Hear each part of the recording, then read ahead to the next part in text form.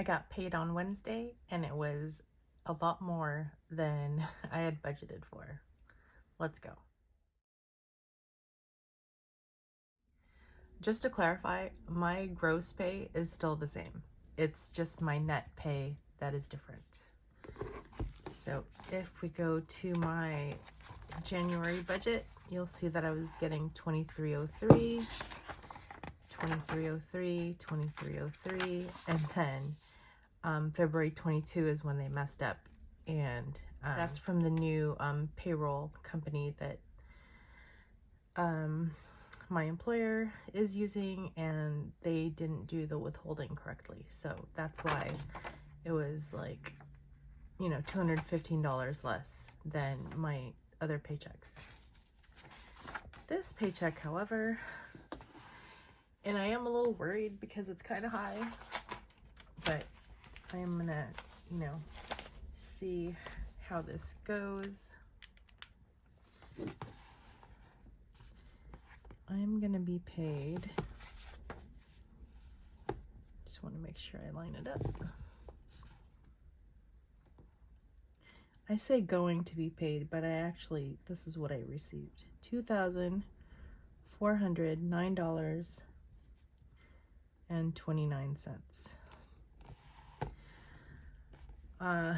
Seems like a lot of money. I am a little worried that maybe too much tax is, or maybe not enough taxes being withheld.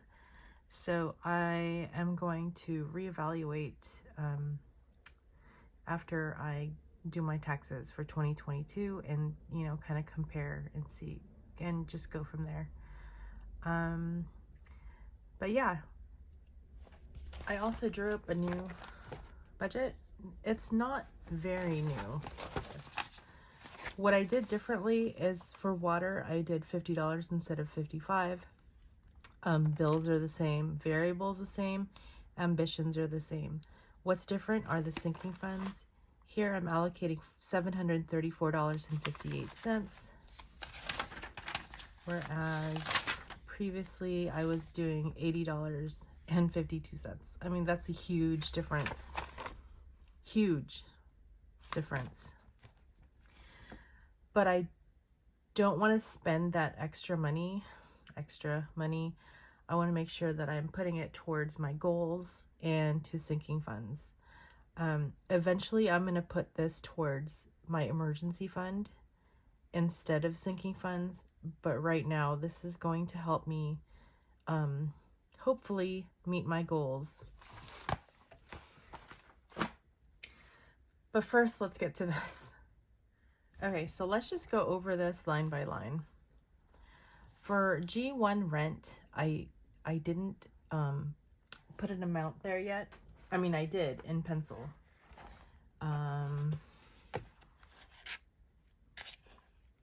So $484 is what is scheduled, and $363 is half of this for bills. But the problem is, let me grab my calculator. Down here, I've got iCloud at $10. I've got dental at $46, Norton $123, $125, vision at $37, car insurance $52, Blue Shield $268. So the thing that's different here is that Norton it's due on the 14th. I haven't found an alternative for it. So I think I might just go ahead and let that renew. It's a ridiculous price in my opinion, but I don't know. I should really look into that. Time is ticking. But anyway, by the time you see this, I'm sure it'll be the 14th. What is today? Today's the 12th, 13th, 14th. Yeah, by the time you see this, this would have hit. Anyway, so my total for bills is $538.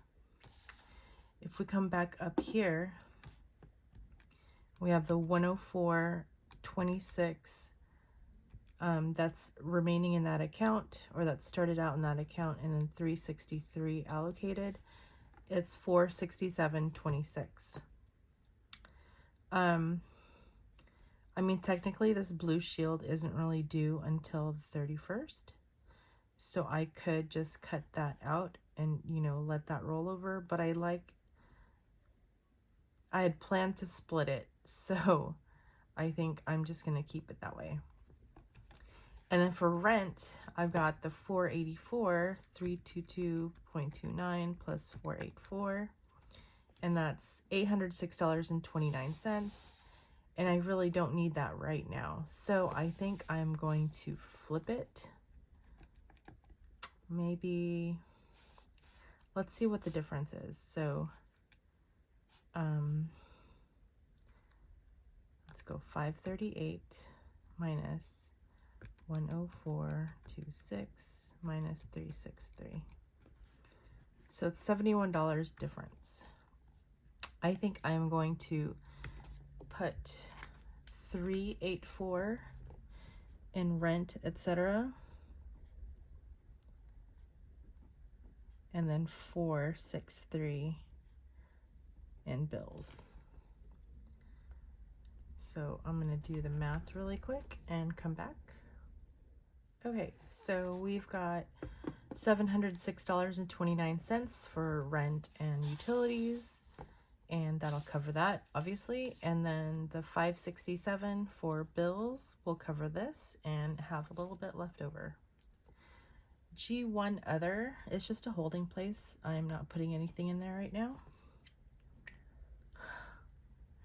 Whoops, I forgot my watch. I forgot to put my watch on D&D.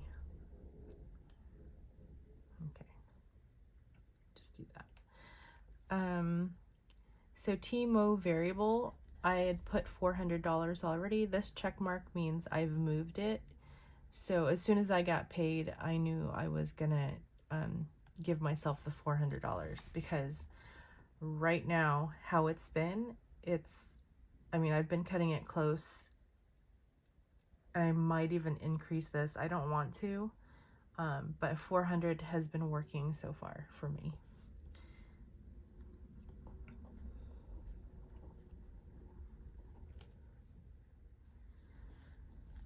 Next is TMO other. I've got $8.84 in there. So that was in the variable spending. That was the leftover I had in my last budget, but I moved it to the savings account. I'm not sure yet if I'm going to send it to Ally or keep it in there and dip into it again if needed. That came in really handy last budget. I think I was over by like 80 cents. So yeah. Ally daughter, so I had $35 in there starting, and I added 70, and the check mark says, or the check mark means that I've already sent that. So that is 105. I like to keep that 35 in there. That way I've got a buffer. So for example, I've got it on auto draft. So it will send her the 35 that Wednesday that I get paid. And then, you know, that 70 then comes in, and then I'm good for the next 2 weeks. So I will do the math here in a little bit and come back. Okay, so my totals are, I started with $470.39. I added $13.17, and my balance is $1,787.39.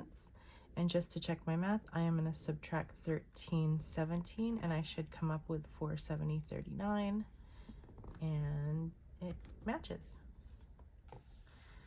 So down here, we're going to go to the what I like to call save and invest. So all these categories are either for saving, long-term saving, investing for my retirement, or sinking funds. Okay, so my T-Mobile account with my buffer has $3,000. I didn't add anything to it, and it stays at $3,000. It does accrue interest, but any interest it accrues, I am now sending, or I have been sending to Ally. previously I was spending it. So I would just kind of bring that interest back into my budget. And I mean, it's possible I have done that recently too. But I am hoping to just send it to Ally for my sinking funds. My Roth IRA for 2023, I've got $200 in there, and I'm adding $300. I've already added $300 because I've got the little check mark. And so right now there's $500 in there. And that's just not in, it's not only in there, it's already invested. Santa Saver, starting last November, I've been putting $25 in every paycheck. So it's got $225.04. And as you can see, it doesn't earn a lot of interest. I'm adding $25 there. So that should be $250.04.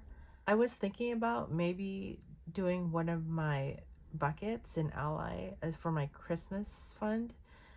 But the thing I like about this Santa Saver is I cannot dip into it until November. Like, this account literally will not release the funds until November, and it then goes into my checking account. But yeah, until then I could just deposit into it, which I guess is a good or bad thing depending on your perspective.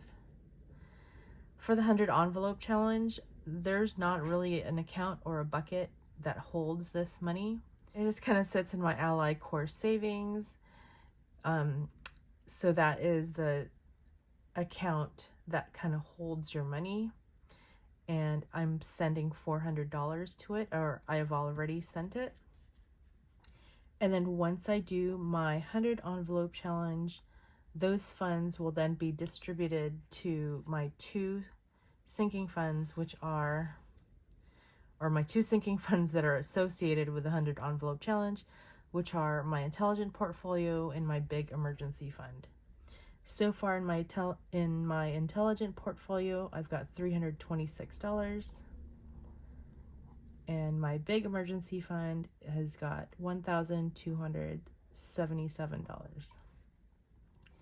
Any of the interest that is accrued within any of my buckets goes back into the core savings, and that's what I kind of redistribute in my savings or in my sinking funds. And here we are at sinking funds, that big chunk of money. So far, it's got $2,427.46. I'm adding $367.29. As you can see, I'm no longer splitting it into routine or non-routine, just because my priorities have changed a little bit because my daughter's graduating, and you know, we're traveling up there. I also need to get her her graduation regalia, and I want to get her a frame for her diploma. So lots of things. I'm putting on hold a few of the things that I want to do, but I will get into that probably when I do my cash stuffing. So my next video after this, I will go over where my money is going to be going. So okay, I can't see with the glare. 27.94, 75. Okay, and it's a lot of math right here.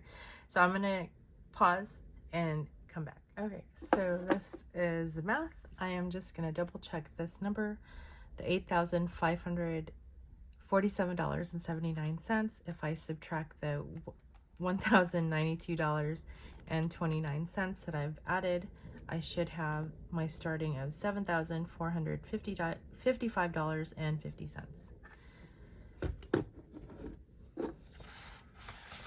So I kind of already went over the bills here. Okay, so far my leftover money is just these coins. Yes, they are also prop money coins. So I've got 50, 60, 70, 71 cents. To this, I'm gonna add, so this is not leftover money. It's not gonna be only leftover money anymore. I've also got my 100 envelope challenge money, which is $100. It's 1, 2, 3, 4. And also my sinking funds. So $367. That's 1, 2, 300, 350, 360, 365, 66, 67, and 29 cents.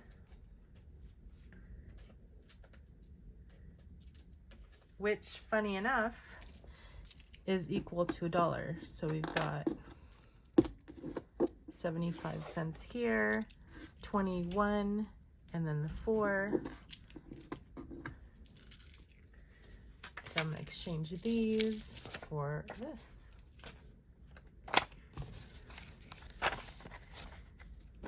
So we have 100, 200, 300, 350, 370, 360, 365, 66, 67, 68. So $368. So I'm gonna go ahead and put that in here. And this is just for like the leftover money, 100 envelope challenge, and non-routine sinking funds. So this is not, I'm just gonna kind of separate them even though they're not labeled correctly necessarily. And then I am gonna put this in a box off to the side. So in my next video, we're gonna go over my sinking funds. I'm gonna update my Roth IRA tracker and, you know, see how that's going. Also my we're going to do the 100 envelope challenge with the intelligent portfolio and big emergency fund. We're going to see how much money we can add to those. And of course my sinking funds, I'm going to talk to you about how I'm going to meet my updated goals, I guess. And yeah, we'll just have a good time talking about stuff, hopefully. Anyway, I'll talk to you later, guys. Have a great week. Bye.